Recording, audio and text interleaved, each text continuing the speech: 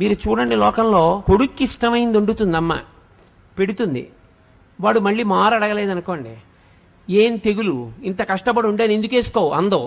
ఏనన్నా బాగులేదా, ఏమన్నా తేడాయా, ఇవాళ బాగా రాలేదా, ఏమన్నా తప్పు చేశానా, ఎంత బాధపడిపోతుందండి. ఏడు రెండో మాట వాడు వేసుకు తినలేదని, నువ్వు తినలేదే, ఏం తినొచ్చావా ఏమన్నా అని ముందు అందో.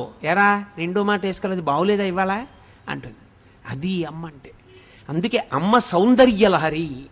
ఆమె ఆఖరి ఊపిరి పర్యంతము ఎప్పుడూ నీకు క్షేమాన్నే కోరుతుంది. తల్లికి తండ్రికి ఉన్న చిన్న తేడా కారణం చేత తల్లికి పెద్ద స్థానం ఇచ్చారు. తండ్రి సమానుడు, నేను తక్కువ కాదని కానీ, తండ్రి పనికి మాలిన వాడని కానీ, తల్లితో సమానుడు కాదని కానీ నేను ఎక్కడా మాట్లాడటం లేదని మీరు గుర్తుపెట్టుకోవాల్సి ఉంటుంది. కానీ తల్లి తండ్రి కన్నా గొప్పది అన్న విషయం చెప్పడానికి నేను కించిత్ వెనకాడను, వేదమును నమ్మాను కాబట్టి పెట్టుకోవాల్సి ఉంటుంది.